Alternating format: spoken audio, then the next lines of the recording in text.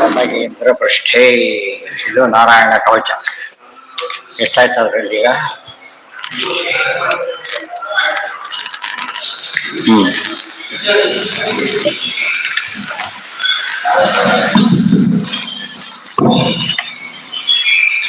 ಜರೇಷು ಮಾಂ ರಕ್ಷತು ಮತ್ಸ್ಯಮೂರ್ತಿ ಯಾದೋ ಗಣೇಭ್ಯೋ ವರುಣಸ್ಯ ಪಾಶಾತ್ ಸ್ಥಳೇ ಚ ಮಾಯಾವಟು ವಾಮನೋ ಅವ್ಯಾತ್ ತ್ರಿವಿಕ್ರಮಖ್ಯೇ ಅವತು ವಿಶ್ವರೂಪಃ. ದುರ್ಗೇಶು ಅಟವ್ಯಾಜಿಮುಖಾದಿಷು ಪ್ರಭುಃ ಪಾಯಾನ್ ನೃಸಿಂಹೋ ಅಸುರಯೂಥಪಾರಿಃ ವಿಮುಂಚತೋ ಯಸ್ಯ ಮಹಾಟ್ಟಹಾಸಂ ದಿಶೋ ವಿನೇದುಃ ಜಪತಂಶ್ಚ ಗರ್ಭಾಃ. ಆಮೇಲೆ ರಕ್ಷತ್ವಸೋ ಮಾಧ್ವನಿ ಯಜ್ಞಕಲ್ಪಃ ಸದಂಶ್ರಯಾ ಉನ್ನೀತಧರೋ ವರಾಹಃ. ರಾಮೋ ಅದ್ರಿಕೂಟೇಶ್ವಥ ವಿಪ್ರವಾಸೇ ಸಲಕ್ಷ್ಮಣೋ ವ್ಯಾತ್ ಭರತಗ್ರಜೋ ಮಾಮುಗ್ರಸನ್ವಾ ನಿಖಿಲಾತ್ ಪ್ರಮಾದಾತ್ ನಾರಾಯಣಃ ಪಾತು ನರಶ್ಚ ಹಾಸಾತ್. ದತ್ತಸ್ತ್ವಯೋಗಾದಥ ಯೋಗನಾಥಃ ಪಾಯಾತ್ ಗುಣೇಶಃ ಕಪಿಲಃ ಕರ್ಮಬಂಧಾತ್. ಅದ ಈಗಿದಾವೆ. ಸನತ್ ಕುಮಾರೋ ಅವತು ಕಾಮದೇವಾತ್ ಹಯಶೀರ್ಷೋ ಮಾಂ ಪತಿದೇವ ಹೇಲನಾತ್ ದೇವರ್ಷಿ ವರ್ಯಃ ಪುರುಷಾಂತರಾರ್ಚನಾತ್ ಕೂರ್ಮೋ ಹರಿರ್ಮಾಂ ನಿರಯಾತ ಶೇಷಾತ್. ಸನತ್ ಕುಮಾರಃ ಅವತು ಕಾಮದೇವ. ಸನತ್ಕುಮಾರಃ, ಸನತ್ಕುಮಾರ ಯಾರವರು? ಸಾಕ್ಷಾತ್ ಕಾಮಾವತಾರ. ಅದು ಕಾಮದೇವ, ಕೆಟ್ಟ ಕಾಮನೆಗಳಿಂದ ನಮ್ಮನ್ನು ಕಾಪಾಡಲಿ, ಕೆಟ್ಟ ಕಾಮನೆಗಳು ಬರದಂತೆ ನಮ್ಮನ್ನು ಕಾಪಾಡಲಿ. ಹಯಶೀರ್ಷೋ ಮಾಂ ಪತಿ ದೇವ ಹೇಳಣ. ಹಯಶೀರ್ಷ ಹಯಗ್ರೀವ ದೇವರು ಮಾಂ ನನ್ನನ್ನ ಪತಿ ದೇವ ಹೇಳಣ, ದಾರಿಯಲ್ಲಿ ದೇವತೆಗಳಿಗೆ ಅವಮಾನವಾಗದಂತೆ ನೋಡ್ಕೊಳ್ಬೇಕು. ಬಹಳ ಸೂಕ್ಷ್ಮ ವಿಚಾರ. ಇನ್ನು ಮುಂದೆ ಹೋಗ್ತಾ ಇರ್ತಾನೆ, ದೊಡ್ಡ ದೇವಸ್ಥಾನಗಳು ಗುರುಗಳು ಯಾರೋ ಇರ್ತಾರೆ, ಅವ್ರು ಗಮನಿಸ್ತಾ ಹೋಗ್ಬಿಡ್ತಾರೆ. ಅವ್ರದ್ದೊಂದು ದೋಷ, ಗೊತ್ತಾಯ್ತಾ? ದೋಷ ಆದ್ದರಿಂದ ಅದು ನಮ್ಗೆ ಗೊತ್ತಿಲ್ಲದೆ ಎಷ್ಟು ಅಪರಾಧ ಆಗಿಬಿಡ್ಬೋದು. ಅದಕ್ಕೆ ದೇವ ಹೇಳಣ ಅಂತ ಕೇಳಿದ್ರೆ ದೇವತೆಗಳಿಗೆ ಅವಮಾನವನ್ನು ಮಾಡೋದು. ನಮಗೆ ಗೊತ್ತಿಲ್ಲದಂತೆ ಯಾರು ಇರ್ಬೋದು ಅಲ್ಲಿ? ತುಂಬಾ ದೊಡ್ಡವರು ಇರ್ಬೋದು, ದೇವತೆಗಳ ದೇವಸ್ಥಾನ ಇರ್ಬೋದು, ಅಥವಾ ಒಳ್ಳೆ ಜ್ಞಾನಿಗಳಿರಬಹುದು. ರೋಮನ ರಾಜನಿಗೆ ಭರತ ಯಾರದ್ದು ಗುರುಸಿಗ್ಲಿಲ್ವಾ? ಏನು ತಿಳ್ಕೊಡೆ, ಸರಿ ಹೊರತೆ ಇಲ್ಲೋ ಗಲಾಟೆ ಎಬ್ಬಿಸ್ಬಿಟ್ಟ. ನಮಗೆ ನನ್ನೂ ಇಂಗ್ಲಿ ಏನೇನೋ ತಪ್ಪುಗಳಾಗ್ಬೋದು, ಅದಾಗದಂತೆ ಹಯಗ್ರೀವ ದೇವರು ನಮ್ಮನ್ನು ಕಾಪಾಡಲಿ, ಆಗದಂತೆ ಕಾಪಾಡಲಿ. ಆದರೆ ಗೊತ್ತಿಲ್ಲದೆ ಹೋದ್ರೆ ಕ್ಷಮಿಸಲಿ. ಆ ರೀತಿಯಲ್ಲಿ ಎಲ್ಲರೂ ಕೂಡ ಅನ್ವಯ ಮಾಡ್ತಾರೆ. ಯಾವುದಕ್ಕೆ?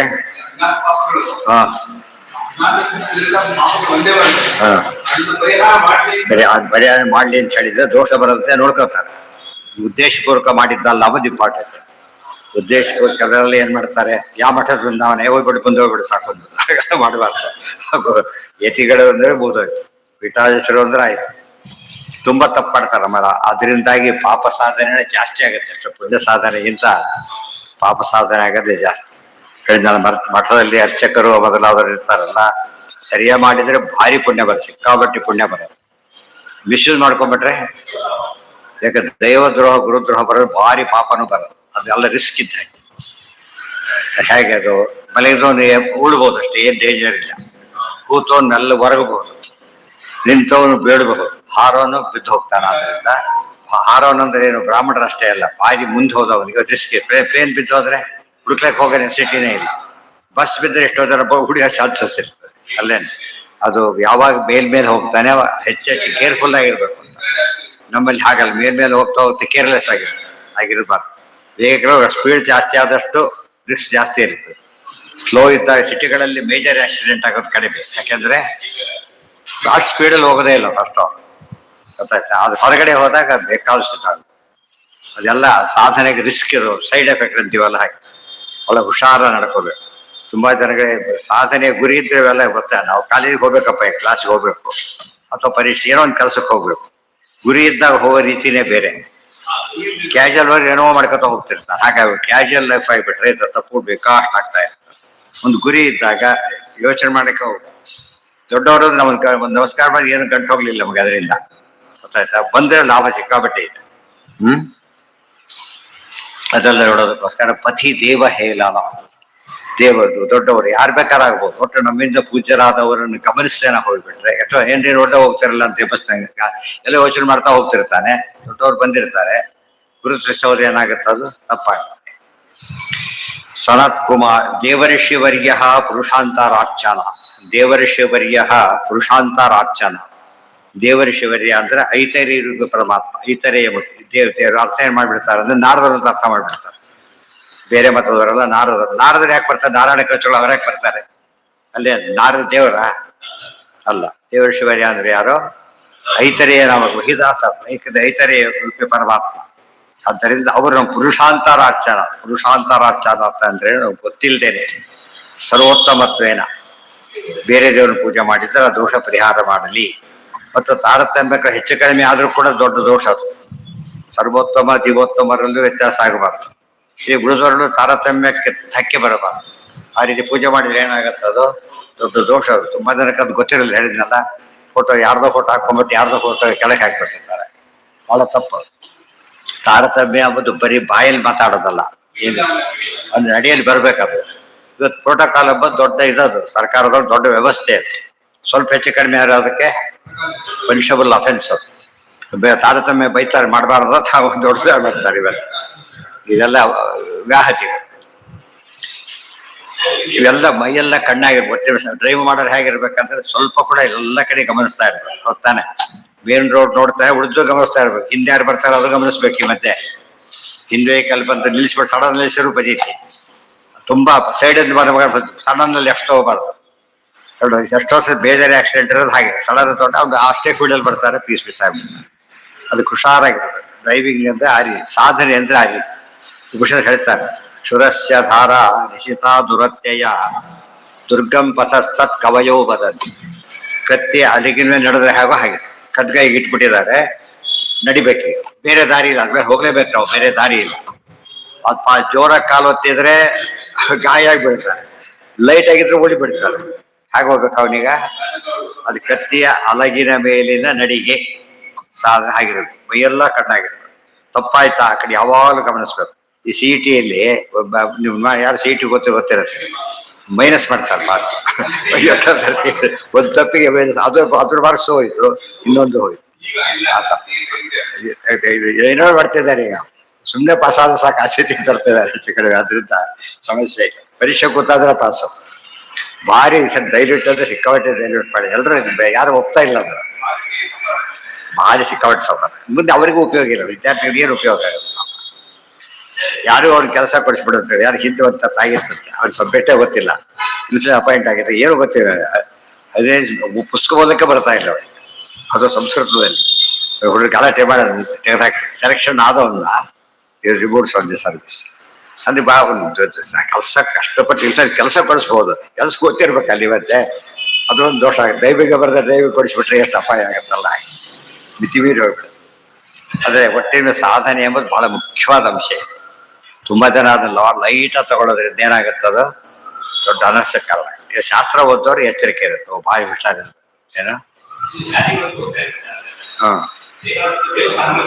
ಹೌದು, ಹಾಗೆಲ್ಲ ಅಲ್ಲ. ದೇವಸ್ಥಾನದ ಬೇರೆ ಸನ್ನಿಧಾನ ಇರೋದೇ ಇಲ್ಲ. ಶುದ್ಧ ವೈಷ್ಣವ ಪ್ರತಿಷ್ಠಾಪನೆ ಆಗಿದ್ರೆ ಮಾತ್ರ ಬುಡದ ಉಪಯೋಗಬಲ್ಲ ಅಲ್ಲ. ಮಾಡ್ಬೇಕಾಯ್ತು ಏನಾಗ ಮಾಡ್ಬೇಕಾದಿಲ್ಲ ಅಂದ್ಮೇಲೆ ಅಫೆಕ್ಟ್ ಆಗೋ ಚಾನ್ಸಸ್ ಇಲ್ಲ. ಪುರುಷಾಂತರಾರ್ಚನ. ಬೇರೆ ಪುರುಷ ಅಂದ್ರೆ ದೇವರನ್ನ ಯಾರನ್ನೂ ಪೂಜೆ ಮಾಡೋದು, ತಪ್ಪಾಗಿ ಪೂಜೆ ಮಾಡೋದು, ಕ್ರಮ ಇಲ್ಲದೆ ಗೊತ್ತು ಪೂಜೆ ಮಾಡೋದು ಎಲ್ಲ ತಪ್ಪೇನೆ. ಏನೋ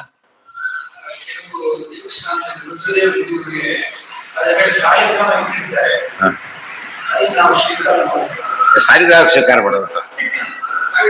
ಯಾವ್ದು ಸ್ವೀಕಾರ ಮಾಡ್ಬೇಕು ನೀವೀಗ? ತೀರ್ಥ ತಗೊಳಕ್ ಬರೋದಿಲ್ಲ. ತೀರ್ಥ ತಕ್ಷಣ ನಮಸ್ಕಾರಾದಿಗಳು ಮಾಡ್ಕೊಂಡು ನಿಷಿದ್ಧ ಅಲ್ಲ. ಕಾರ್ಯಕ್ರಮ ಇಟ್ಟ ತಕ್ಷಣ ಏನ್ ಬರುತ್ತೆ ಅಲ್ಲಿ? ತೀರ್ಥ ಇಟ್ಟಾಗ ಅಭಿಷೇಕ ಮಾಡಿದಾಗ ಬಿದ್ದು ಬರುತ್ತೆ. ಪ್ರತ್ಯೇಕ ಕಾರ್ಯಕ್ರಮ ಮಾಡಿದ್ರೆ ದೋಷ. ಹೌದು, ಅಭಿಷೇಕ ಮಾಡಿದ್ರು ಕೂಡ ತೀರ್ಥ ಆಗೋದಿಲ್ಲ. ಅವರಿ ತೀರ್ಥ ನಾವು ತಗೊಳಕ್ ಬರಲ್ಲ. ಅದು ಇವತ್ತು ಹೇಳಿದ್ನಲ್ಲ, ಇವತ್ತು ಅದು ಮಾಡ್ತಾರಲ್ಲ, ಅದು ಬಿಟ್ರೆ ತಪ್ಪೇ ಮಾಡೋದು ತುಂಬಾ ಕಡೆ ಜಾಸ್ತಿ ಆದ್ರಿಂದ ಆದಷ್ಟು ಎಕ್ಸಾಂಪಲ್ ಕೊಡ್ಲೇಬಾರ್ದು. ಅವಾಗ ಮಾಡ್ಬೇಕೋ ಬಿಡೋಕೆ ಅಷ್ಟೇ ಪ್ರಶ್ನೆ ಹೊರತು ಯಾವುದೇ ವಿಷಯಕ್ಕೆ ಬಂದಾಗಲೂ ಮಾಡ್ತಾರಲ್ಲ ಅನ್ನೋ ಪ್ರಶ್ನೆಗೆ ಅವಕಾಶ ಇರಬಾರ್ದು. ಸಂಪ್ರದಾಯ ಇದ್ದಾಗ ಮಾಡ್ಬೋದು ಅಷ್ಟೇ ಹೊರತು ಯಾವುದು ನಡತೆ ಸ್ಪಷ್ಟವಾಗಿದೆ ಅದ್ರ ಬಗ್ಗೆ ಏನ್ ಮಾಡ್ಕೊಡುದು, ಯಾರೇ ಮಾಡಿದ್ರು ಕೂಡ ತಪ್ಪು ಅಂತ ಹೇಳಬೇಕೆ ಹೊರತು ಅದು ಪರಂಪರೆ ಆಗ್ಲಿಕ್ಕೆ ಸಾಧ್ಯ ಇಲ್ಲ. ಪ್ರೋಕ್ಷ ಮಾಡ್ಕೋಬಹುದು, ನಮಸ್ಕಾರ ಮಾಡಿ ಮುಂದೆ ಹೋಗ್ಬಿಡ್ಬೇಕು ಅಷ್ಟೇ, ಒಂದೇನು ಪ್ರಸಕ್ತಿನೇ ಇಲ್ಲ. ಆ ಪದ್ಧತಿನೂ ಬರಬಾರ್ದಲ್ಲಿ. ಪುರುಷಾಂತರಾರ್ಚ, ಪುರುಷ ಅಂದ್ರೆ ಏನು? ಪರಮಾತ್ಮ. ಅಂತರ ಅಂದ್ರೆ ಬೇರೆ, ಪುರುಷ ಅಲ್ಲದವರು. ದೇಶಾಂತರ, ದೇಶ ಈ ದೇಶ ಎಲ್ಲ ಬೇರೆ ಇರೋಂಥ ಬೇರೆಯವರನ್ನ ಪುರುಷ ಅಂತ ಆರಾಧನೆ ಮಾಡಿದ್ರೆ ಏನಾಗುತ್ತೆ? ಅಲ್ಲಿಗೆ ದೋಷ ಆಗುತ್ತೆ. ಅದು ತಪ್ಪಾಗದಂತೆ ಯಾರು ಕಾಪಾಡಬೇಕು? ಐತರೇಯ ನಾಮಕ ಭಗವದ್ ರೂಪ ನಮ್ಮನ್ನು ಕಾಪಾಡಲಿ. ಕೂರ್ಮೋ ಹರಿ, ಇದರಲ್ಲಿ ಎರಡೆರಡು ಗೊತ್ತಾಗ್ತಾ ಹೋಗುತ್ತೆ. ತಪ್ಪು ಸರಿ ಯಾವ್ದು ಗೊತ್ತಾಗೋದು ಅಂತಾದ್ರೆ ರಕ್ಷಣೆ ಯಾವ ರೂಪಕ್ಕೆ ನಾವು ಆರಾಧನೆ ಪಡ್ಕೋಬೇಕು ಅಂತ ಗೊತ್ತಾಗ್ತದೆ. ಅದಕ್ಕೆ ಪುರುಷಾಂತರಾರ್ಚನ. ಕೂರ್ಮೋ ಹರಿರ್ಮಾಂ ನಿರಯಾದಶೇಷ, ಕೂರ್ಮೋ ಹರಿರ್ಮಾಂ ನಿರಯಾದಶೇಷ. ಪೂರ್ವರೂಪಿಯಾದ ಭಗವಂತ ನಮ್ಮನ್ನ, ನಿರಯ ಅಂದ್ರೆ ಏನು? ನರಕ. ಅಶೇಷ ಅಂದ್ರೆ ಏನು? ಎಲ್ಲ ಬಗೆಯ ನರಕದಿದ್ರು ನಮ್ಮನ್ನು ಈ ಪೂರ್ವರೂಪಿ ಪರಮಾತ್ಮ ಪಾಲಿಸಲಿ. ಇದರಿಂದ ಕರ್ಮ ಕೂರ್ಮ ಸಂಬಂಧ ಇದೆ. ನರಕ ಆಗೋದು ಕರ್ಮದಿಂದ ತಾನೆ, ಕೆಟ್ಟ ಕರ್ಮದಿಂದ. ಅದಾಗದಂತೆ ನೋಡ್ಕೊಳ್ಳಿ. ಮೊದಲೇದಾಗಿ ತಪ್ಪು ಮಾಡದಂತೆ ನೋಡ್ಕೊಳ್ಳೋದು ಒಂದು. ಯಾವುದೋ ಕಾರಣಕ್ಕಾದ್ರೆ ಕ್ಷಮಿಸಿ ಉದ್ಧಾರ ಮಾಡಲಿ, ಆ ಒಂದು ಭಾವನೆ ಇರುತ್ತೆ. ಅನ್ವಯಿಂಗ್ಲಿ ಮಾಡಿದರೆ ಯಾರು ಸೀರಿಯಸ್ ಆಗಿ ತಗೊಳ್ಳೋದಿಲ್ಲ. ಅದು ಇಂಟೆನ್ಷನ್ ಇದ್ದ ಮಾತ್ರನೇ ಪದ್ಧತಿ ಬರೋದು. ಭಾರಿ ಕೇರ್ಫುಲ್ ನಡೀತಾರೆ. ನಿರಯಾದ ಶೇಷ ಧನ್ವಂತರಿರ್ ಭಗವಾನ್ ಪಾತ್ಮಧ್ಯಾತ್ ದ್ವಂದ್ವಾದ್ ಭಯಾತ್. ಒಂದು ಮಾತಿದೆ ಸಾಮಾನ್ಯವಾಗಿ ಅಯೋಗ್ಯರಿಗೆ ಒಂದು ತಪ್ಪುಗಳಲ್ಲಿ ಚತುರ್ಥ ಅಯೋಗ್ಯನಲ್ಲಿ ಉಪದೇಶಕರಣ, ಪ್ರಥಮ ಹರಿಯ ವಿಸ್ಮರಣ, ದ್ವಿತೀಯ ಆದ್ಯಾಪರಾಧ ಮಿಥ್ಯಾಜ್ಞಾನ, ದ್ವಿತೀಯ ಹರಿಯ ವಿಸ್ಮರಣ, ತೃತೀಯ ನಿಷಿದ್ಧ ಅವಿಹಿತ ಆಚರಣ, ಚತುರ್ಥ ಅಯೋಗ್ಯನಲ್ಲಿ ಉಪದೇಶಕರಣ. ವ್ಯಾಸರಾಜರು ಬರೆದಾರೆ, ಸುಳಾದಿಯಲ್ಲಿ ಬರೀತಾರೆ. ಅಂದ್ರೆ ಇನ್ನೊಬ್ಬರಿಗೆ ಅಯೋಗ್ಯರಿಗೆ ಪಾಠ ಹೇಳೋದು ಅಪರಾಧನೇ. ನಮಗೆ ಗೊತ್ತಾಯ್ತಿಲ್ಲ, ಅವನು ಅಯೋಗ್ಯನಲ್ಲ, ಅವನಿಗೆ ಉಪಯೋಗ ಬರಲ್ಲ ಅದು. ಗೊತ್ತಾಯ್ತಾ? ಇವರಿಗೆ ಹೇಳಿದ್ರು ಅಫೆನ್ಸ್ ಏನ್ ಮಾಡ್ಬೇಕು? ಇವರು ಪ್ರಾಯಶ್ಚಿತ್ತ ಮಾಡ್ಕೋಬೇಕು. ಹೇಳ್ಬಿಟ್ಟು ಹೇಳಿ ಪ್ರಾಯಶ್ಚಿತ್ತ ಮಾಡ್ಕೋಬೇಕು, ಅದು ನಿಯಮ. ಅದಕ್ಕೆ ಅವ್ರು ಏನ್ ಮಾಡ್ತಾರೆ? 1 ವರ್ಷ ಇರೋ ಅಂತ ಹೇಳ್ತಾರೆ. 1 ವರ್ಷ ಇದ್ದು ಬಿಟ್ಟು ಸ್ಟಡಿ ಮಾಡಿ ಅಲ್ಲಿಗೂ ಮೋಸ ಆಗ್ಬೋದು, ಆಗಬಾರ್ದು ಅಂತಿಲ್ಲ. ಬಟ್ ಎಚ್ಚರ ಇರಬೇಕು. ಯಾತಕ್ಕೆ ಎಚ್ಚರ ಕೊಡ್ತಾರೆ ಅಂದ್ರೆ, ಹೆಚ್ಚನೆ ಕೇಳಿದ್ವಿ ಅಂತ ಕ್ರೆಡಿಟ್ ತಗೊಳ್ಳೋದಕ್ಕೋಸ್ಕರ ಏನ್ ಮಾಡ್ಬಿಡ್ತಾರೆ ಕೆಲವೊಮ್ಮೆ, ಅನರ್ಹರಿಗೂ ಹೇಳಕ್ ಶುರು ಮಾಡ್ತಾರೆ. ಅನರ್ಹರಿಗೆ ಕೊಟ್ಟು ಇವತ್ತು ಎಷ್ಟೋ ಕಡೆಗೆ ಹಾಕಾಗ್ಬಿಟ್ಟು ಸ್ಕೂಲ್ ಇಷ್ಟು ಜನ ಇರಲೇಬೇಕು ಅಂತಿದ್ರು. ಸ್ಟೂಡೆಂಟ್ಸ್ ಇಲ್ದವರೆ ಟೀಚರ್ ಕೊಡೋದಿಲ್ಲ. ಅದು ಅಫಿಷಿಯಲಿ ಪಾಠ ಮಾಡಲ್ಲ. ಮಿನಿಮಮ್ 4, 8 ಆಗಲ್ಲ ಸಬ್ಜೆಕ್ಟ್ಗೆ ಇರುತ್ತೆ. ಕೆಲವು ಏನ್ ಮಾಡ್ಬಿಡ್ತಾರೆ, ನಂಗೆ ಸಂಖ್ಯೆ ತೋರ್ಸೋಕ್ಕೋಸ್ಕರ ಯಾರ್ಯಾರು ಅಡ್ಮಿಟ್ ಮಾಡ್ಬಿಡ್ತಾರೆ. ಎಲಿಜಿಬಲ್ ಇರೋದಿಲ್ಲ. ಗೊತ್ತಾಯ್ತಾ? ಆನ್ ಪೇಪರ್ ಇರುತ್ತೆ ಅಷ್ಟೇ. ಆಕ್ಚುಲಿ ಅವ್ರಿಗೆ ತಿಳಿಯೋದಿಲ್ಲ, ಅವ್ರು ಯಾವ್ದು ಮಾಡೋ ಎಷ್ಟೋ ಕ್ಲಾಸ್ಗಳು ಅನಿವಾರ್ಯ ಮಾಡಿಬಿಡ್ತಾರೆ. ಮಾಡಬಾರ್ದು, ಅದು ದೋಷನೇ. ಗೊತ್ತಾದ್ರೆ ಅಪರಾಧನೇ. ಗೊತ್ತಾಗಿದ್ರೆ ದೇವ್ರ ದೃಷ್ಟಿಯಿಂದ ಅಂತೂ ಗೊತ್ತೇ ಆಗೇ ಮನುಷ್ಯರಿಂದ ತಪ್ಪಿಸ್ಬೋದು, ದೇವರಿಂದ ತಪ್ಪಿಸಕ್ಕಾಗಲ್ಲ. ಅಯೋಗ್ಯರು ಅಂದ್ರೆ ಏನು? ಮೊದಲೇ ಯೋಗ್ಯತೆ ಅಂದ್ರೆ ಅವ್ರಿಗೆ ಆಸಕ್ತಿ ಇರ್ಬೇಕು. ಅದೇ ಇಲ್ಲ ಅಂದ್ರೆ ಉಳಿತೆಲ್ಲ ಒತ್ತಾಯ ಅಂತ ಹೇಳೋದ್ರಲ್ಲಿ ಅರ್ಥನೇ ಇಲ್ಲ. ನಾವು ಪೃಷ್ಠ ಕಶ್ಚಿದ್ರು. ಎರಡನೇ ಎಲಿಜಿಬಿಲಿಟಿ ಇರ್ಬೇಕು. ಭಾರಿ ಒಳ್ಳೆ ಹುಡುಗನೇ, BSc ಆಗಿಲ್ಲ, MSc ಕೊಡಕ್ ಬರೋದಿಲ್ಲ ಅವ್ರಿಗೆ. ಎಲಿಜಿಬಿಲಿಟಿ ಇಲ್ಲ. ಒಳ್ಳೆ ಒಂದು ದುಷ್ಟ ಅಂತ ಅರ್ಥ ಅಲ್ಲ ಅದಕ್ಕೆ. ಎಲಿಜಿಬಲ್, ನಾಟ್ ಎಲಿಜಿಬಲ್ ಬೇರೆ, ವಿಕೆಟ್ ಬೇರೆ. ವಿಕೆಟ್ ಎಂಬುದು ದೋಷ. ಇದು ಹಾಗಲ್ಲ. ಇದಕ್ಕೆ ಎಲಿಜಿಬಿಲಿಟಿ ಇಲ್ಲ ಅಷ್ಟೇ. ಅದನ್ನೇನ್ ಮಾಡ್ಬೇಕು? ಅದನ್ನ ಕೇರ್ಫುಲ್ ಆಗಿ ನೋಡ್ತಾ ಇರ್ಬೇಕು ಯಾವಾಗ. ಅದಕ್ಕೆ ನಮ್ಮಲ್ಲಿ ಬರ್ತಾ ಪುಣ್ಯ ಹೋಗ್ಬಿಟ್ಟು ಯಾವಾಗ ಕ್ರೌಡ್ ಬಿಹೇವಿಯರ್ ಶುರುವಾಗ್ಬಿಡತ್ತಾಗ ಗೊತ್ತಾಗಲ್ಲ. ಹಿಂದೆಲ್ಲ ವ್ಯವಸ್ಥಿತ ಬರೋದು ಅವೆಲ್ಲ ನೋಡಿದ್ರೆ ಒಪ್ಪೋರಿರ್ತೀರಿ ಪಾಪ. ನೀವು 2ನೇ ಪಂಕ್ತಿ ಕೊಡ್ತಿದ್ರು ಪಾಪ. ಅದೆಲ್ಲ ಹೊರಟೋಗ್ಬಿಡ್ತೀವಿ, ಬಹಳ ಕಷ್ಟ. ಅಯೋಗ್ಯ ಶಬ್ದಕ್ಕೆ ಅಷ್ಟೇ, ನಾಟ್ ಎಲಿಜಿಬಲ್ ಅಷ್ಟೇ ಅರ್ಥ. ನಮ್ಮಲ್ಲಿ ಕೆಟ್ಟವನು ಅಂತ ಅರ್ಥ ಗೊತ್ತಾಗ. ಅಸಹ್ಯ ಅನ್ನೋ ಪದನೇ ಇದೆ. ಅಸಹ್ಯ ಅಂದ್ರೆ ಏನು? ಸಹಿಸಲಿಕ್ಕಾಗೋದಿಲ್ಲ ಅಷ್ಟೇ.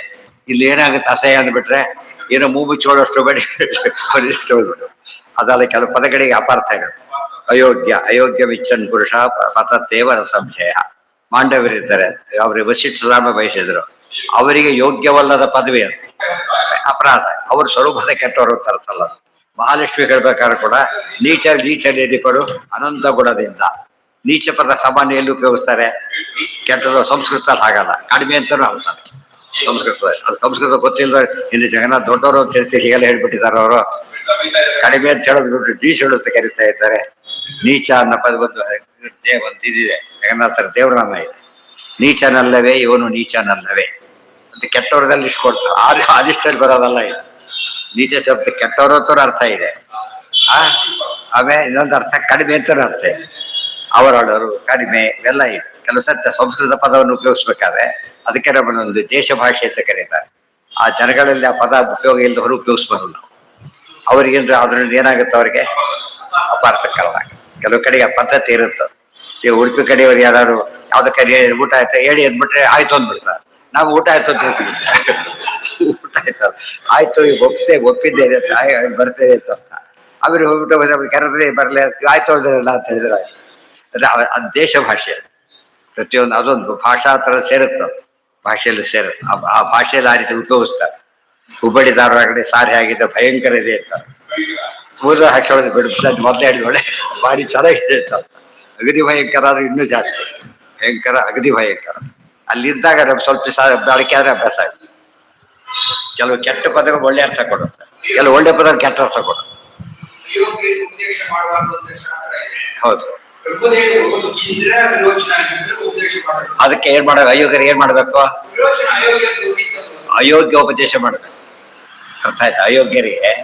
ಅಯೋಗ್ಯರಿಗೆ ಎಲಿಜಿಬಲ್ ಯಾವ್ದಕ್ಕೆ ಎಲಿಜಿಬಲ್ ಅದನ್ನ ಹೇಳ್ಬೇಕು. ನೀನು ಇನ್ನು BSc ಆಗಿಲ್ಲ ಆದ್ದರಿಂದ ಅದು ಓದ್ಕೊಂಬ ಅಂತ ಹೇಳ್ಬಿಟ್ಟು ಅದು ಸೇರಿಸ್ಬಿಟ್ರೆ ಆಯ್ತು ಅಷ್ಟೇ. ಹೇಳಿದ್ದೇನು ತಪ್ಪಲ್ಲ, ಅವ್ರ ಸ್ವರೂಪ ಗೊತ್ತಿದೆ, ಅವ್ರು ತಪ್ಪು ತಿಳ್ಕೊಳ್ಳಾಗೆ ಹೇಳಿದ್ರು ಅಂತ. ಆದ್ರಿಂದ ಅವ್ರು ಹೇಗೆ ತಿಳಿಬೇಕು ಹಾಗೆ ಹೇಳಿದ್ರು. ದೇವರು ಹಸರು ಮೋಹರ ಮಾಡ್ತಾನೆ. ಏನರ್ಥ ಅದಕ್ಕೆ? ಕೃಷ್ಣ ಬಣ್ಣದಿಂದ ಅಂತಾನೆ ಕಾಣ್ಬೇಕು, ನೋಡೋರಿಗೆ ಬೆಣ್ಣೆ ಕದ್ದ ಅಂತಾನೆ ಕಾಣ್ಬೇಕು. ಸ್ವರೂಪ ಉಳಿದವ್ರಿಗೆ ಬೇರೆ ಅರ್ಥ ಆಗುತ್ತೆ.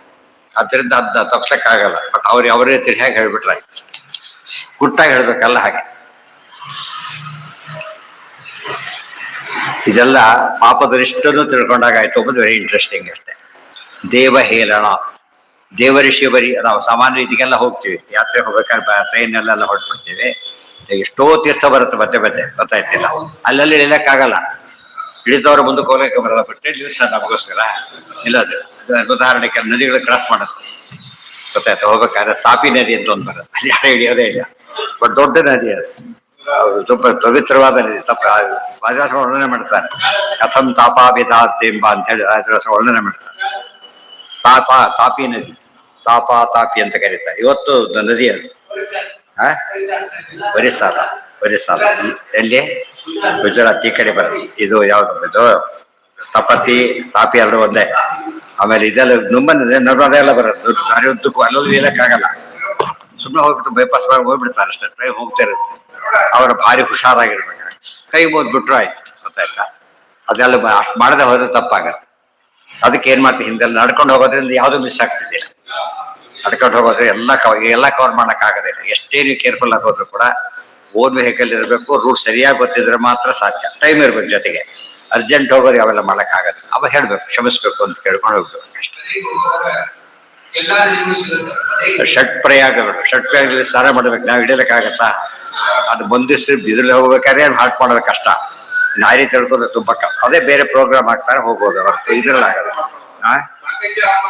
ಒಂದು ವೆಹಿಕಲ್ ಸಪರೇಟ್ ಇರ್ಬೇಕು. ಮತ್ತೆ ವ್ಯವಸ್ಥೆ ಇರ್ಬೇಕಲ್ಲಿ. ಒಂದ್ ದಿವ್ಸಕ್ಕೆ ಹೋಗಕ್ಕಾಗಲ್ಲ ಅಂದ್ರೆ ಊಟದ ವ್ಯವಸ್ಥೆ ಇರ್ಬೇಕು. ಅದು ಮಡಿ ವ್ಯವಸ್ಥೆ ಬೇರೆ ಆಗ್ಬೋದು. ಅದೆಲ್ಲ ಅನುಕೂಲ ಬೇಕಲ್ಲ. ಒಂದು ಪುಣ್ಯ ಕಾರ್ಯ ಮಾಡಕ್ಕೂ ಇನ್ನೊಂದು ಪಾಪ ಕಾರ್ಯ ಸೈಡ್ ಎಫೆಕ್ಟ್ ಇದ್ದಾಗಿರುತ್ತೆ. ತಪ್ಪಿಸ್ಕೋಬೇಕು.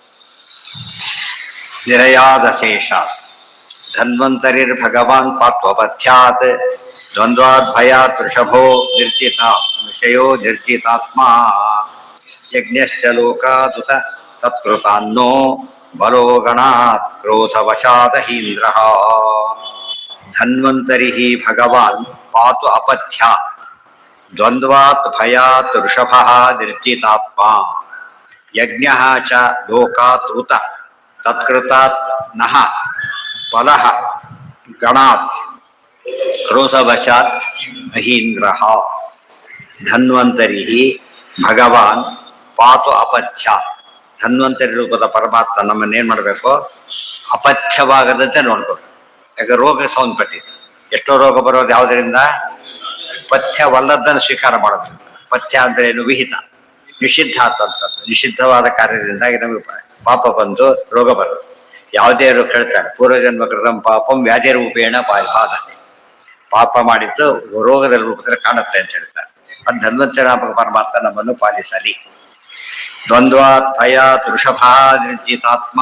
ದ್ವಂದ್ವಾತ್ ಭಯ, ದ್ವಂದ್ವಗಳು ಅಂದ್ರೇನು? ಸುಖ ದುಃಖೆ ಸಮಯ ಕೃತ್ವ ಲಾಭ ಲಾಭೋ ಜಯ, ಅದು ಅಫೆಕ್ಟ್ ಮಾಡದಂತೆ ಯಾರು ನೋಡ್ಬೇಕು ನಮ್ಮನ್ನ? ವೃಷಭ. ಯಾರು ವೃಷಭ? ವೃಷಭ ಪರಮಾತ್ಮ ನಮ್ಮನ್ನು ಪಾಲಿಸಲಿ. ಸುಮ್ಮನೆ ಬೇರೆ ಬರೋದು ಎತ್ತು ಪಾಲಿಸಲಿ ಅಂತ ಬರೆದ್ಬಿಡ್ತಾರೆ. ಅವ್ರಿಗೆ ಕಾನ್ಸೆಪ್ಟೇ ಇಲ್ಲ. ಸುಮ್ಮನೆ ಅನುವಾದ ಮಾಡಕ್ಕೆ ಹೊರಟ್ರೆ ನಮ್ಮ ನಾಣ್ಯತೆಯಲ್ಲಿ ಅನುವಾದ ಮಾಡೋದಲ್ಲ, ಅರ್ಥ ಮಾಡ್ಕೊಂಡು ಮಾಡ್ಬೇಕಂತ. ವೃಷಭ ನಿರ್ಜಿತಾತ್ಮ. ನಿರ್ಜಿತಾತ್ಮ ಎಂಥ ರೂಪ ವೃಷಭ ರೂಪ ಅಂದ್ರೆ ವಿಶೇಷವಾಗಿ ಅದು ಅವಧೂತ ಚರ್ಯ ತೋರಿಸುವ ರೂಪ. ಅದು ಆತ ಮಗನಾಗಿದೆ. ಭರತ ಕೂಡ ಮುಂದೆ ಅವಧೂತನಾಗಿ ಬರ್ತಾನೆ. ಅವಧೂತ ಅಂದ್ರೆ ಏನು? ನೋಡೋದಕ್ಕೆ ತಾನಾಗಿನ ಏನಿಲ್ಲ. ವೃಷಭವತನ ಅನುಸರಣೆ ಮಾಡಿದ್ರೆ ಜೈನವತ ಅರ್ಹತವತ ಹುಟ್ಟಿದ್ದು ಅಂತೇಳಿ ಭಾಗವತ ಹೇಳ್ತಾರೆ. ಗೊತ್ತಾಯ್ತಾ? ಅಲ್ಲೇನಾಗುತ್ತೆ ಈಗ? ನಿರ್ಜಿತಾತ್ಮ. ನೋಡೋದಕ್ಕೆ ಮಾತಿಲ್ಲ, ಇದೆಲ್ಲ ಅವಧೂತ. ಮೊದಲೆಲ್ಲ ದೊಡ್ಡ ರಾಜ್ಯಭಾರ ಮಾಡ್ತಾರೆ, ಆಮೇಲೆ ಅವಧೂತನಾಗಿಟ್ಬಿಡ್ತಾರೆ. ಅವಧೂತ ಅಂದ್ರೇನು? ಗುರುತು ಸಿಗದಂತೆ ಇರೋದು. ಬೂದಿ ಮುಚ್ಚಿದ ಕೆಂಡದಂತಿಪ್ಪರು. ಅವ್ರು ಯಾರಂತ ಐಡೆಂಟಿಫೈ ಮಾಡಕ್ಕೆ ಮಫ್ತಿಯಲ್ಲಿ ಬಂದರೆ ಹೇಗೋ ಹಾಗೆ. ಪೊಲೀಸರು ಮಫ್ತಿಯಲ್ಲಿ ಬಂದರೆ ಗುರುತು ಸಿಗೋದಿಲ್ಲವಲ್ಲ, ಆ ರೀತಿ. ಬಟ್ ಹುಷಾರಾಗಿರ್ಬೇಕು ನಾವು. ಅಲ್ಲೇನಿದೆ ನಿರ್ಜಿತಾತ್ಮ ಅಂತ ಯಾಕೆ ಹೇಳಿದ್ರು ಅಂತ ಪ್ರಶ್ನೆ. ಪರಮಾತ್ಮ ಸ್ವರೂಪ ವಿಚಾರ ಮತ್ತೆ ಹೇಳ್ಬೇಕಾಗಿಲ್ಲ. ಲೋಕದೃಷ್ಟಿಯಲ್ಲಿ ಪರಮಾತ್ಮ ಏನ್ ಮಾಡ್ತಾನಾಗ? ಪರಮಾತ್ಮ ಅದೆಲ್ಲ ನೋಡಿಕೊಂಡು ಅನುಷ್ಠಾನ ಮಾಡಿ ತೋರಿಸಿ ಕೊನೆಗೆ ಅನೇಕ ಸಿದ್ಧಿಗಳು ಬರುತ್ತೆ. ಸಿದ್ಧಿಗಳು ಬಂದ ಪರಮಾತ್ಮ ರಿಜೆಕ್ಟ್ ಮಾಡ್ತಾರ. ದೇವ್ರಿಗೆ ಯಾವ ಸಿದ್ಧಿನೂ ಬೇಕಿಲ್ಲ, ಲೋಕದಲ್ಲಿ ತೋರಿಸ್ತಾರೆ. ಕೆಲವು ಸಿದ್ಧಿಗಳು ನಮ್ಮ ಟೆಂಪ್ಟ್ ಮಾಡತ್ತೆ. ಟೆಂಪ್ಟ್ ಮಾಡಿದ ಮುಖ್ಯ ಗುರಿ ತಪ್ಪೇ ಬಿಡೋದು. ಗೊತ್ತಾಯ್ತಾ? ಸಿದ್ಧಿಗಳು ಉದಾಹರಣೆ ಫಸ್ಟ್ ರ್ಯಾಂಕ್ ಬಂತು, ಕೆಲಸ ಕೊಡ್ತೀವಿ ಅಂತ ಬಂದ್ಬಿಡ್ತಾರೆ. PUCಗೆ ಕೆಲಸ ಏನು ಕೊಡ್ತಾರೆ? ಕೆಲಸ ಇವರು ಏನ್ ಕೆಲಸ? ಸಣ್ಣ ಕ್ಲರ್ಕ್ ಆಗ್ಬೋದು, ಅದಕ್ಕಿಂತ ಹೆಚ್ಚು ಮಾಡಕ್ ಬರೋದಿಲ್ಲ. ಅವ್ರು ಟೆಂಪ್ಟ್ ಆಗ್ತಾನೆ. ಅವಾಗ ಎಷ್ಟೋ ಜನ ಡಿಗ್ರಿ ಆದ್ಮೇಲೆ ಕಟ್ಟಿರೋದು ಬಹಳ ಕಡಿಮೆ. PGಗೆ ಹೋಗೋರ ಸಂಖ್ಯೆ ಭಾರಿ ಕಡಿಮೆ ಆಗ್ತದೆ. ಯಾಕೆ? ಕೆಲಸ ಸಿಗುತ್ತೆ ಅಂತ ಹೊರಡ್ಬಿಡ್ತಾರೆ ತಕ್ಷಣ. ಒಳ್ಳೆ ಗೋಲ್ ಇರ್ಬೇಕಾದ್ರೆ ಅದು ಟೆಂಪ್ಟ್ ಆಗ್ಬಿಟ್ಟು ಒಳ್ಳೆ ಕೆಲಸ ಸಿಕ್ತು. ಹಾಗಾಗಿ ಇವತ್ತು ಇನ್ನೂ 2 ವರ್ಷ ಓದೋದಕ್ಕಿಂತ ಇವತ್ತು ಕೆಲಸ ಸಿಕ್ಬಿಟ್ರೆ ಬೇಗ ಸೆಟ್ಲ್ ಆಗ್ಬೋದು. ಆ ಥರ ಯೋಚನೆ ಮಾಡ್ತಾರೆ. ಗೆಲ್ಬೇಕಾಗುತ್ತೆ. ಮತ್ತೆ ವಾರನೇ ಕಂಟಿನ್ಯೂ ಮಾಡ್ಬೇಕು. ಅವರು ವಾರನ ಆದರೆ ಕಂಟಿನ್ಯೂ ಮಾಡ್ಬೇಕು. ಇಷ್ಟೆಲ್ಲ ಕಟ್ಬಿಟ್ಟು ಮತ್ತೆ ವಾರನೇ ಮಾಡೋದು ಯಾತಕ್ಕೆ ಅಂತ ಟೆಂಪ್ಟ್ ಆಗ್ಬಿಟ್ರೆ ಹೋಯ್ತು. ಪರ್ವತ ತೋರಿಸ್ತಾರ. ತುಂಬಾ ಜನ ಜ್ಞಾನಿಗಳು ಕಲಿಯುಗದಲ್ಲಿ ಸಿದ್ಧರಿದ್ದು, ಬೇರೆ ಮತ್ತರೆಲ್ಲ ತೋರಿಸ್ತಾರೆ. ನಮ್ಮಲ್ಲಿ ಸಿದ್ಧರಿದ್ದಾರೆ, ತೋರಿಸೋದಿಲ್ಲ ಅವ್ರು. ಯಾಕೆಂದ್ರೆ ತೋರಿಸ್ಬಾರ್ದು ಶಾಸ್ತ್ರ ಹೇಳೋದು. ನಾವು ಅದು ಅಕ್ಸೆಪ್ಟೇ ಮಾಡಬಾರ್ದು. ಸಿದ್ಧಿಯಲ್ಲಿ ಬಂದ್ರೆ ರಿಜೆಕ್ಟ್ ಮಾಡಬೇಕು. ನಾವೇ ಉಪಯೋಗಿಸಬಾರ್ದು. ಫಸ್ಟ್ ಇನ್ನೊಬ್ಬರು ತೋರಿಸ್ಲೇಬಾರ್ದು. ಯಾಕೆಂದ್ರೆ ಅವ್ರು ಏನ್ ಮಾಡ್ತಾರ? ಅವರು ನಮ್ಮ ಸಾಧನೆ ವಿಘ್ನ ಆಗುತ್ತೆ. ನಮ್ಮ ಸಾಧನೆ ಮಾಡಕ್ ಆಗೋದಿಲ್ಲ. ವ್ಯಾಪಾರ ಶುರುವಾಗ್ಬಿಡುತ್ತೆ ಅಷ್ಟೇ. ಅದನ್ನೇ ಗೋಪಾಲದಾಸ್ ಹೇಳ್ತಾ ಇದ್ರಲ್ಲ, ವಿಜಯಾಸ ಬೆಳೆಸಿದ್ರು. ಹೇಳ್ಬೇಡ ಅಂತ ಹೇಳ್ಬಿಟ್ಟು ಏನ್ ಮಾಡಿದ್ರು ಅವರು? ಆ ಸಿದ್ಧಿ ಕಳೆದು ಬಿಟ್ರು. ಸಿದ್ಧಿ ಬಂದಿತ್ತು ಅವ್ರಿಗೆ. ಯಾರನ್ನ ನೋಡಿದ ತಕ್ಷಣ ಏನ್ ಮಾಡ್ತಿದ್ರು ಅವರು? ಜಾತಿಗೆ ಏನು ಬೇಕು, ಓಟಿ ಗಾಯತ್ರಿ ಜಪ ಮಾಡಿತ್ತು. ಅದರಿಂದ ನೋಡಿದ ತಕ್ಷಣ ಅವ್ರು ಎಲ್ಲ ಕರಾರುವಾಕ್ಕೆ ಹೇಳ್ಬಿಡ್ತಾರೆ. ಎಷ್ಟೋ ದಿವಸ ರಾಜರು ಕ್ಯೂ ನಿಲ್ಲಿಸಿ ಅಷ್ಟ ಪಾಪ್ಯುಲಾರಿಟಿ ಬಂದಿರ್ತಾರೆ. ವಿಜಯಾಸ ನೋಡ್ತಾರೆ, ತಾವು ಕ್ಯೂರಲ್ಲೇ ಹೋಗ್ತಾರೆ. ಎಷ್ಟೊತ್ತು ಕಾಯ್ಬೇಕಾಗತ್ತೆ. ಅವಾಗ ಇವ್ರಿಗೂ ಬರ್ತಾರೆ. ಅವ್ರು ಹೇಳಿ ಪಟ ಹೇಳಿ ಕಳಿಸ್ತಾ ಇರ್ತಾರೆ. ಪಾಪ ಇವ್ರು ಬಂದ ತಕ್ಷಣ ನೋಡಕ್ ಹೋಗ್ತಾರೆ, ಎಲ್ಲ ಬ್ಲಾಂಕ್ ಆಯ್ತು, ಏನು ಕಾಣಿಸೋದು. ಕಷ್ಟ ಕೇಳ್ತಾರೆ. ಏನು ಭಾಗಣ್ಣ ಕಂಡವ್ರ ಭವಿಷ್ಯ ಹೇಳ್ತಾರೆ, ನಿನ್ನ ಭವಿಷ್ಯನೇ ಮರೆತು ಬಿಟ್ಟಿದೆ ಅಂತ ತಕ್ಷಣ ಶಾಕ್ ಆಗುತ್ತೆ. ಅಲ್ಲಿ ಕಿಂಪಶು ಪೂರ್ವದೇ ಅಂತ ಹೇಳಿ ತಕ್ಷಣ ಚೇಂಜ್ ಆಗ್ತಾರಲ್ಲ, ತಕ್ಷಣ ಚೇಂಜ್ ಆಗುತ್ತೆ. ಆಮೇಲೆ ಅದೆಲ್ಲ ತೋರಿಸೋದಿಲ್ಲ, ಯಾವ ಸ್ಥಿತಿನೂ ತೋರಿಸೋದು ಇಲ್ಲದೆ ಹೋಗಿದ್ರೆ. ಗೋಪಾಲದಾಸ ಅರ್ಧ ಆಯುಷ್ಯ ಕೊಟ್ರಲ್ಲ, ಅರ್ಧ ಆಯುಷ್ಯ ಕೊಡಕ್ ಬರುತ್ತಾ? ನಿಮ್ಮತ್ತು ಚೆಕ್ ಬುಕ್ ಇಲ್ಲ, ದುಡ್ಡು ಕೊಡ್ಬೇಕಾಗಿದೆ, ರಾತ್ರಿ ಕೊಡಕ್ ಬರಲ್ಲ. ನೀವು ಚೆಕ್ ಬೇಕು ಅದಕ್ಕೆ. ಇಲ್ಲಿ ನೀವು ಹೋಗಿ ಕೊಡಿಸ್ಬೇಕಷ್ಟೆ. ಚೆಕ್ ಇಲ್ದ್ರೆ ಬರೋದಿಲ್ಲ. ಅದೇ ರೀತಿನೇ ನಮ್ಗೆ ಕೊಡೋದು ಎಲ್ಲರಿಗೂ ಬರೋದಿಲ್ಲ. ಆಯುಷ್ಯ ಇದೆ, ನಮ್ಮ ಆಯುಷ್ಯ ತಗೊಂಡು ಅಂತ ಯಾವುದೋ ಒಂಥರ ಎಮೋಷನಲಿ ಹೇಳ್ಬಿಡ್ಬೋದು. ಬಟ್ ಅದು ಪ್ರೊಸೀಜರ್ ಇದೆ. ಪ್ರೊಸೀಜರ್ ಫಾಲೋ ಮಾಡದೆ ಹೋದ್ರೆ ಕೊಡ್ಲಕ್ಕೆ ಬರೋದಿಲ್ಲ. ಕೆಲವು ನಾನ್ ಟ್ರಾನ್ಸ್ಫರ್ಬಲ್ ಕೊಡಕ್ಕೆ ಬರೋದಿಲ್ಲ. ಕೆಲವು ಟಿಕೆಟ್ನ ನಾನ್ ಟ್ರಾನ್ಸ್ಫರ್ಬಲ್, ಕೆಲವನ್ನ ನಮ್ಮ ಪರಿ ಇವ್ರು ಬರ್ತಾರೆ ಅಂತ ಹೇಳ್ಬೋದು. ಕೆಲ ನಾಟ್ ಅಲೋಡ್.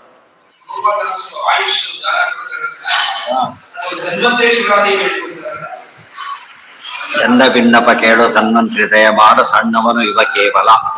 ದೇವರ ನಾಮ ಸುಳ್ಳಾದ್ಯ. ದೇವರ ನಾಮ ತನ್ನಂತ್ರಿ ಸೋಳದು ಬರೆದವರು ವಿಜಯದಾಸ. ಎಲ್ಲಿ ಎಲ್ಲಿ ಎಲ್ಲಿ ಹೇಳಿ ಇರೋದು?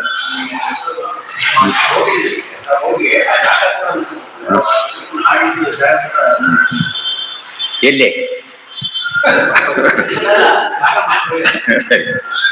ಬಟ್ ಯಾತಕ್ಕೆ ಹೇಳಿದ್ದು ಅಂದ್ರೆ ಅದು ಸಿದ್ಧಿ ಅನೇಕ ಏನ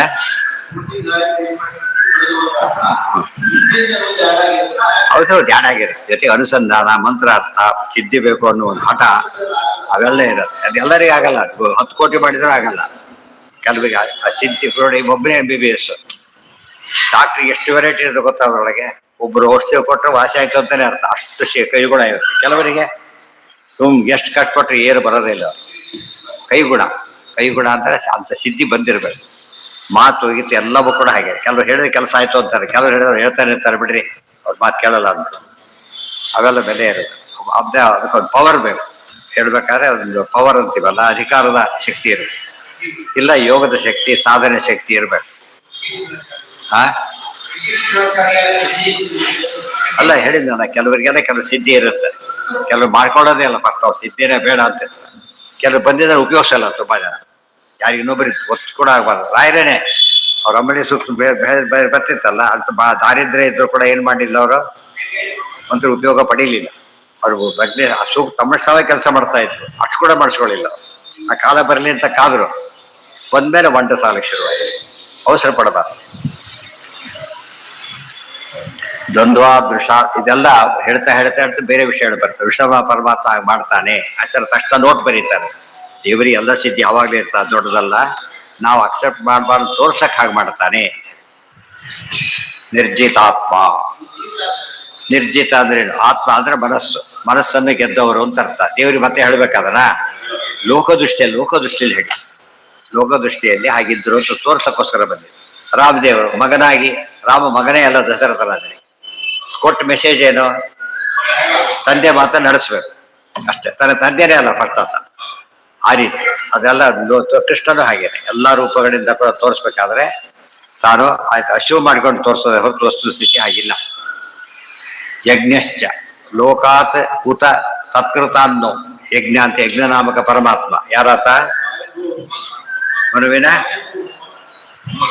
ಮೊಮ್ಮಗ. ಆಮೇಲೆ ಅಷ್ಟೇನಾ? ಆಮೇಲೆ ಏನಾಯ್ತು? ತಮ್ಮಗನ ಮಾಡ್ಕೊಂಡ್ರು. ಪುತ್ರಿಕಾ ಪುತ್ರ ಧರ್ಮ ಅಂತ. ಮಗನ ಮಾಡ್ಕೊಳ್ಳೋದಕ್ಕೆ ಏನಂತಾರೆ? ಪುತ್ರಿಕಾ ಪುತ್ರ ಧರ್ಮ. ಅದರಿಂದ ಮಗ ಅಂತ ಹೇಳಿದ್ರು ತಪ್ಪಲ್ಲ, ಮೊಮ್ಮಗ ಅಂತ ಹೇಳಿ ಅರ್ಥ ಕೊಡುದು. ಬನ್ನಿ ನೋಡಿ ಆಚಾರ್ಯ ಯಾಕೆ ಕ್ಲಾರಿಫಿಕೇಶನ್ ಕೊಟ್ರು ಅಂದ್ರೆ, ಕೆಲವು ಕಡೆಗೆ ಯಜ್ಞನಾಮಕ ಪರಮಾತ್ಮ ಸ್ವಾಮಿಭೂಮನ ಮಗ ಅಂತ ಬರೋದು, ಕೆಲವು ಕಡೆಗೆ ಮಗ ಅಂತ ಬರೋದು. ಎರಡು ಗೊತ್ತಾಗ ಡೌಟ್ ಬರೋದಿಲ್ಲ. ತಗೊಂಡಿದ್ದರಿಂದ ಧರ್ಮದಿಂದ ಮಗ ಆದ, ಇಲ್ಲ ಹೋದ್ರೆ ಮೊಮ್ಮಗ. ಆ ಅರ್ಥಲ್ಲಿ ಹೇಳುದು. ಅದು ವಿರೋಧ ಪರಿಹಾರ ಮಾಡೋದು ಹಾಗೆ. ದೇವಕಿ ವಸುದೇವನಿಗೆ ತಂಗಿ ಹೌದು, ಅತ್ತೆ ಹೌದು ಹೇಳಿದಾರ ಆಚಾರ್ಯ. ಗೊತ್ತಾಯ್ತಾ? ದೇವಕಿ ಸ್ವಂತ ಕಂಸ ಸ್ವಂತ ಮಗನೇ ಅಲ್ಲ ಫಸ್ಟ್ ಆಫ್ ಆಲ್. ಯಾರಿಗೆ? ಉಗ್ರಸೇನಿಗೆ ಸ್ವಂತ ಮಗ ಅಲ್ಲ. ಆದ್ರೆ ಆಕ್ಚುಲಿ ದೇವಕಿ ಕಂಸನಿ ಸೋದರತ್ತೇನೆ. ಆದ್ರೆ ಪುತ್ರಿ ಮಾಡ್ಕೊಂಡು ಉಗ್ರಸೇನ ತನ್ನ ಮಗಳನ್ನ ಮಾಡ್ಕೊಂಡಿದ್ದಕ್ಕೆ ತಮ್ಮ ತಂಗಿ ಅಂತ, ತಂಗಿ ಅಲ್ಲ. ಅವೆಲ್ಲ ಸೂಕ್ಷ್ಮ ವಿಚಾರ. ಇವೆಲ್ಲ ಯಾಕೆ ಹೇಳ್ತಾರೆ ಆಚಾರ್ಯರು ಅಂದ್ರೆ, ಒಂದೊಂದು ಪುರಾಣ ಒಂದ್ ರೀತಿ ಬಂದ್ಬಿಡೋದು. ಅದು ಗೊತ್ತಿದ್ರೆ ಹೇಳಕ್ ಬರೋದು, ಗೊತ್ತಿದ್ರೆ ಹೇಳಕ್ ಬರೋದು. ಇಲ್ಲೊಂದು ಹೇಳ್ತಾರ, ಅಲ್ಲೊಂದು ಹೇಳ್ತಾರ. ಆದ್ರಿಂದ ಪುರಾಣನೇ ತಪ್ಪು, ಎರಡು ತಪ್ಪು ಅಂದ್ಬಿಡ್ತಾರೆ. ಹಾಗಾಗಬಾರ್ದು. ನೆಕ್ಸ್ಟ್